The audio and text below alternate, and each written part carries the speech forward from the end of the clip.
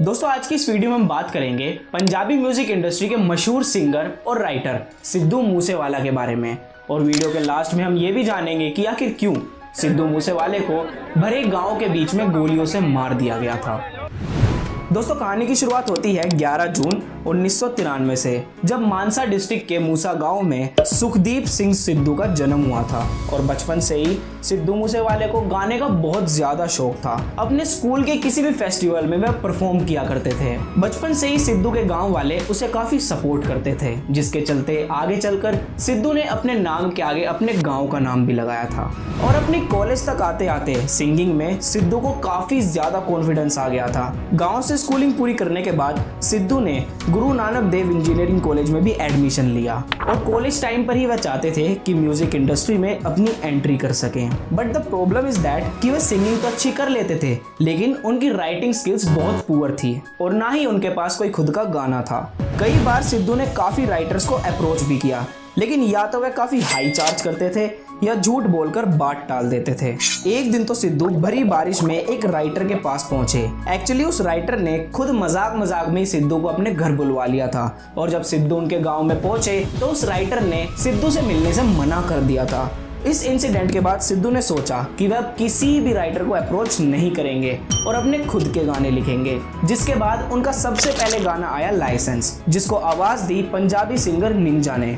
और यहाँ से सिद्धू मूसेवाला की पंजाब म्यूजिक इंडस्ट्री में एंट्री हो गई थी। और उसके बाद तो सिद्धू मूसेवाले ने काफी सारे गाने लिखे जो कि एक के बाद एक हिट भी होते रहे थे। इसी बीच सिद्धू मूसेवाले की ग्रेजुएशन कंप्लीट हो गई और अपनी पोस्ट ग्रेजुएशन के लिए वह कनाडा भी चले गए थे। और यहाँ से इनकी पूरी जिंदगी बदलने वाली थी, क्योंकि कनाडा जाने के बाद इनकी मुलाकात हुई बिग बर्ड से और दोनों ने साथ मिलकर सबसे पहला गाना निकाला जो था सो हाई। और इसको सिद्धू मूसेवाले ने अपनी खुद की आवाज भी दी थी और इस गाने ने पूरी म्यूजिक इंडस्ट्री में आग लगा कर रख दी थी। और इसी गाने की वजह से सिद्धू पूरे वर्ल्ड वाइड फेमस होने भी शुरू हो गए थे।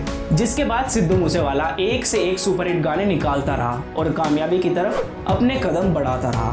दोस्तों ये तो ही सिद्धू मूसेवाले की कंप्लीट बायोग्राफी। अब हम जानेंगे उस वजह के बारे में जिसकी वजह से 29 मई 2022 को सिद्धू मूसेवाले को गोली मारकर हत्या कर दी गई थी। दोस्तों जैसा कि आप जानते हैं कि साल 2017 में हुए विधानसभा के चुनाव में सिद्धू मूसेवाला मानसा डिस्ट्रिक्ट की तरफ से लड़े थे और उन्होंने कांग्रेस पार्टी को ज्वाइन कर रखा था। जिसके बाद सिद्धू को गैंगस्टर्स की धमकियों भरे फोन आने भी शुरू हो गए थे। इतनी धमकी आने के बाद भी सिद्धू मूसेवाले ने अपने कदम पीछे नहीं हटाए और वह इलेक्शन डटकर लड़ते रहे।